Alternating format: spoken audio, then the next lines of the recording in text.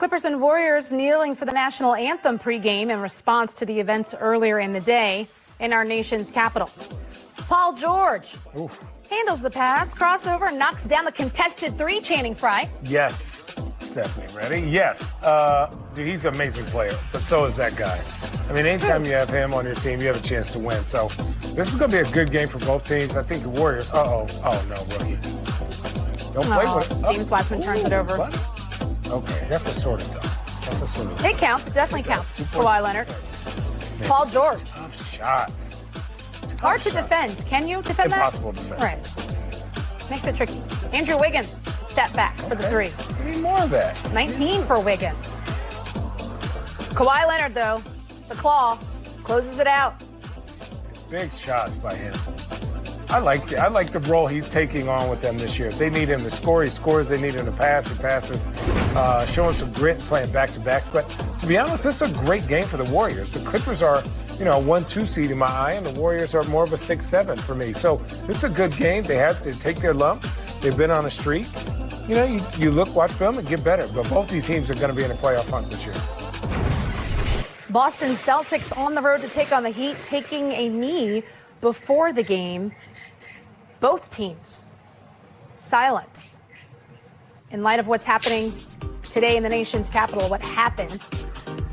And then the game starts. Remember, this is a rematch from the Eastern Conference Finals. Candace Parker, you think Boston had that on their mind just a bit? Oh, I definitely think Boston had that on their minds. I will say this, Stephanie. I like Miami's uniforms. I like the court. I like the uniforms. I'm with it. It's fancy. Definitely eye-catching, that's for sure. Miami Heat, we all know they ended up winning that Eastern Conference Finals in 6. Jimmy Butler has not been playing his best basketball so far, but the Boston Celtics trying to figure things out, Candace, without Kemba Walker. Seems like they have enough. What do you think?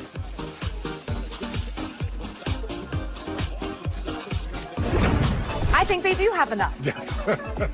Channing Frye. Oh, yeah. Let's talk a little bit about the Washington Wizards and Philadelphia 76ers. I think it's a good thing this game was in Philly and not in D.C. tonight. Ooh, yes. I will say this, the Philadelphia 76ers are playing like how we expected them to play 2 years ago. But Embiid has been aggressive all year. Simmons and Embiid duo is very, very, very exciting this year. I don't know what Doc Rivers told him. He said just split the cookie down too, but this guy Embiid has been on a tear this year. Now, as good as Embiid was, he needed to be that good to beat the Wizards because good Lord, Bradley Beal went for a cold 60 ball on them. But the Wizards play fast, they're exciting to watch, but defensively they have a lot of holes. So once they figure that, I think they're going to be okay. But I think Philly is the team to beat right now, next to the Bucks. I think Philly and the Bucks are the two best teams in the Eastern Conference early in the year. So if they can stay healthy, they'll be all good.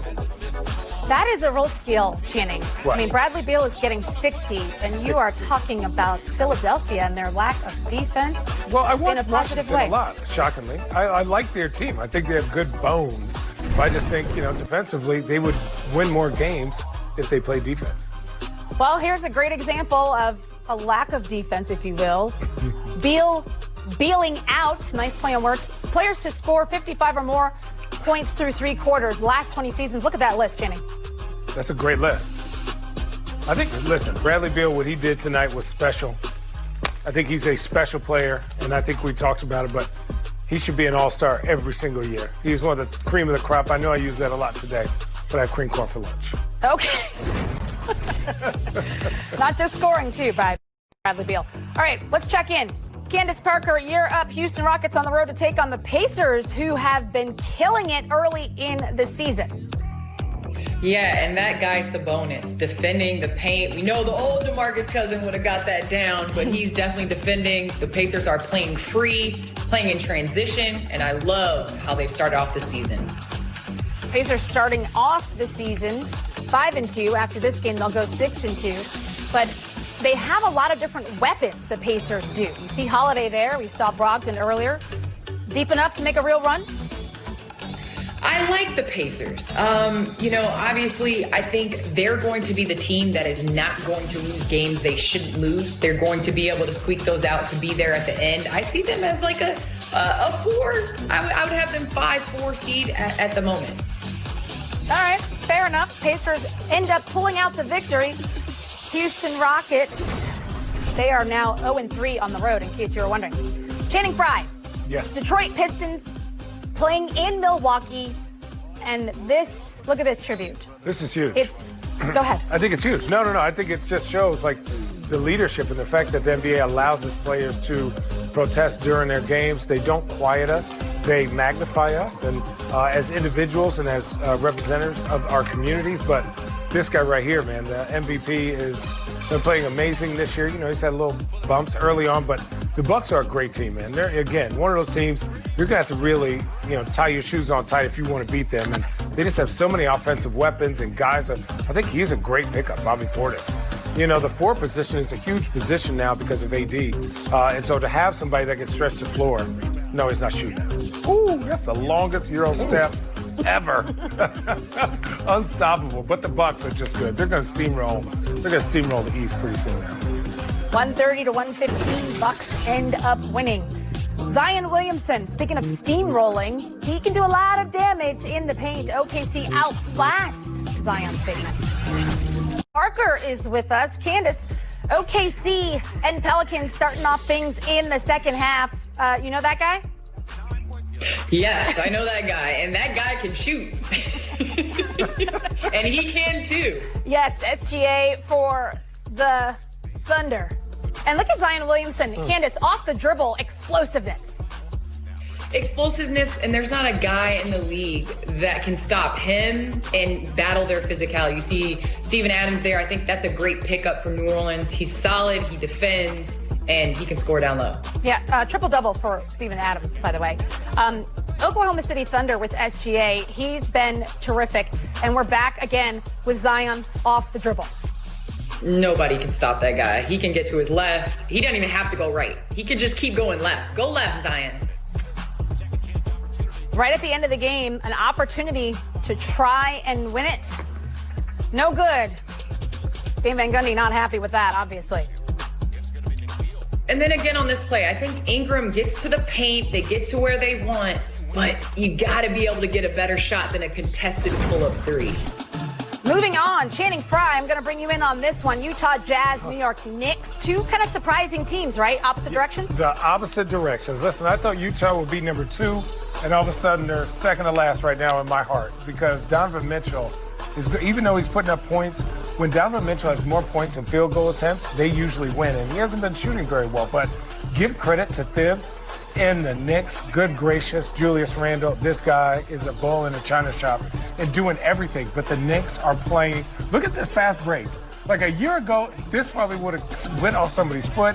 Elfrid Payton, these guys are playing Knicks basketball, and it's amazing to watch. I know I haven't said that since 2005 when I got drafted, but look at this. Like, they are making the right play. It's great. It's awesome. I thought Austin Rivers was a good pickup for them, a vet that can make plays. And, man, these guys are great. New York Knicks won 5 of their last 6. Been very impressive in the early part of the season. Candace Parker, back to you. Cleveland and Orlando. We see Vucevic right there. And Markelle Fultz, unfortunately, with this play, goes down, Candace. And I think all of us were holding our breath and hoping for the best. We know what he's been through. We know that he has gotten to a place in an organization that wants him and supports him and signed him. And my thoughts and prayers go out to him and his family and his recovery. And unfortunately for Fultz, he's out for the season. So as you said, we are wishing him a speedy recovery. This guy, I've been told he's been called the Human Torch. And he was on fire tonight. Heat up. He can heat up, and I love Vooch, especially when he gets to that middle. He's a great post, very fundamental, and can get a bucket anytime. Cleveland Cavaliers is a team that I don't know if anybody had any real expectations, but they've been fairly decent, starting off 500 basketball. Orlando Magic, there he is again. Vooch down low. You gotta love it. Magic come away with the win. All right, Channing, you're up. Trae Young. Man. For the Atlanta Hawks. He has been doing great this year. Obviously, they need to work on their defense, but he has been exciting. I think that duo of him and Collins has really turned into the leaders of this team. But give credit to the Charlotte Hornets. James Borrego has this team playing exciting. The addition of Gordon Hayward caught a lot of slack due to his contract, but he's coming out here with a 44 ball early on and looking like the leader. So for me, these guys play unselfishly. They're fast. They have effort on defense, and they're in a lot of games. And I'm seeing the player development is what you want to look for in these guys. And Miles Bridges, you can look at Devontae Graham.